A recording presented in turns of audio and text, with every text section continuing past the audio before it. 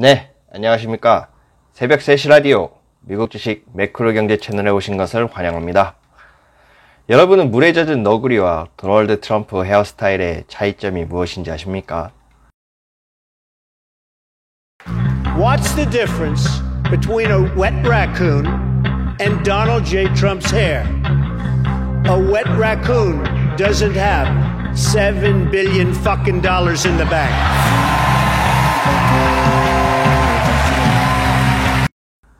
도널드 트럼프는 말했습니다. 물에 젖은 너구리는 은행에 9조 원이 없다는 것입니다. 아마 대부분의 사람들은 어떤 이유에서든지 부자가 되고 싶어하는 바람이 있을 겁니다. 하지만 저는 우리가 꿈이나 바람에 대해 말할 때 나는 부자가 되는 것이 정말 꿈이야, 혹은 좀 더 노골적으로 나는 돈을 많이 벌어서 통장에 200만 달러가 넘는 여유자금이 있고 각종 스포츠카를 수집하는 것이 꿈이야, 혹은 좀 더 신사적으로 얘기하면 나는 혁신기업을 돈으로 인수하는 것이 꿈이야 라고 말하는 사람을 우린 거의 본 적이 없습니다. 그 이유는 동양에서, 특히 한국에서 중요시하는 겸손의 미덕 때문이라고 생각합니다. 미국의 전 대통령이 방송에서 사회자의 외모 공격에 젖은 너구리와 도널드 트럼프의 차이는 젖은 너구리의 은행엔 9조 원이 없다라고 했던 발언이 화제였습니다. 이는 우리나라 토크쇼나 연설에서 보기가 어렵죠. 한국에서 이런 소신 있는 발언은 겸손하지 못하다라는 비난을 받기 십상입니다. 트럼프의 답변을 기분 나쁘게 하실 수 있는 구독자분들도 있을 수 있어 높아심에 말하자면 제가 말한 소신 있는 발언은 그 속뜻이 좋고 나쁘거나 옳고 그르고에 상관없이 본인의 굳은 심지나 의지를 말하는 것입니다. 누군가에게 저에게 꿈이나 미래의 목표를 물어보면 저 역시 건강하고 행복한 가정을 만들거나 돈을 모아서 내 집을 갖는 것이라고 피상적인 대답을 그동안 해왔습니다.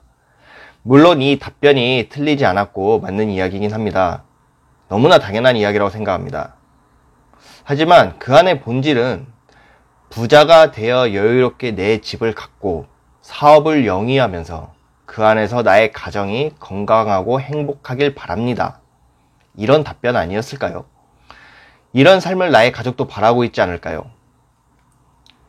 평소에 내가 하는 말이나 생각들이 행동으로 이어지고 그 행동이 습관이 되고 이런 습관들이 모여 라이프 스타일이 되고 그런 것들이 결국에 나의 인생이 된다고 생각합니다.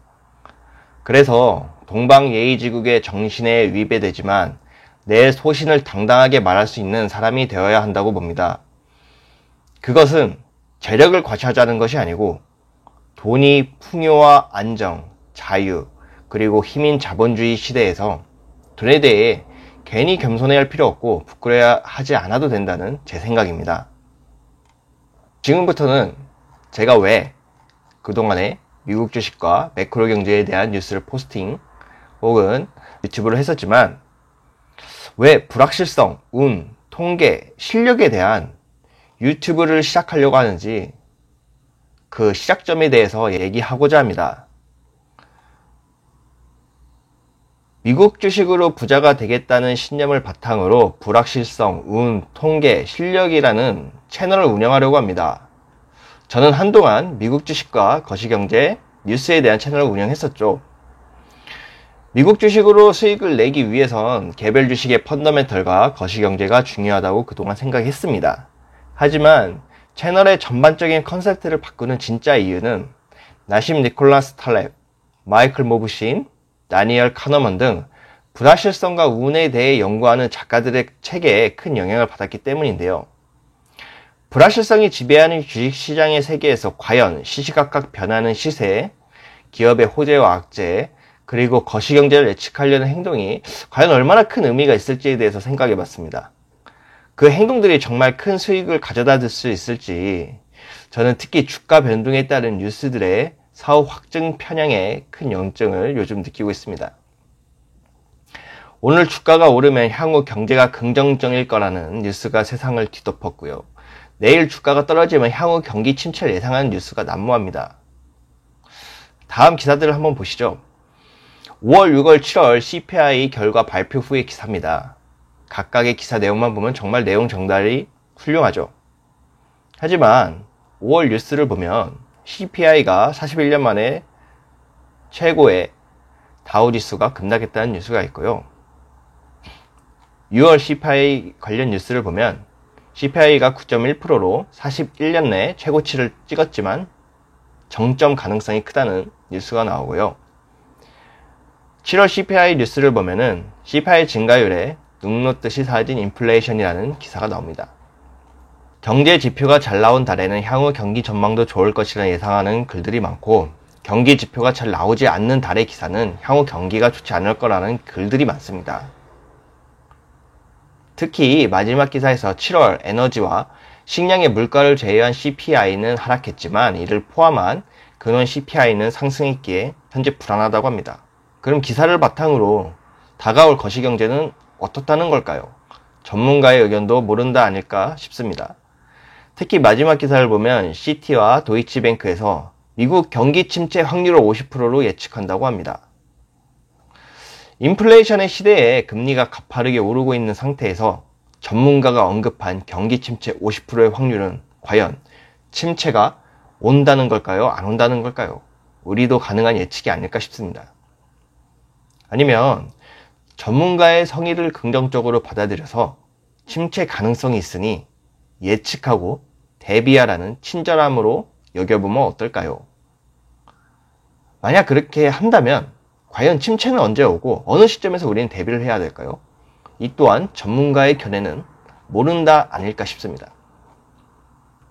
저는 불확실성의 세계는 주식시장이라고 생각하고, 운이란 자산 가격의 최고 최저점을 맞출 수 있는 것이라고 생각하고, 통계란 경제 지표 그리고 과거의 주가 추이라고 생각하고, 실력이란 행운을 경건히 맞을 준비를 하는 게 실력이라고 봅니다. 우리 주식시장은 불확실성의 세계라고 나심 탈레브는 얘기했습니다. 저 역시 이에 동의합니다.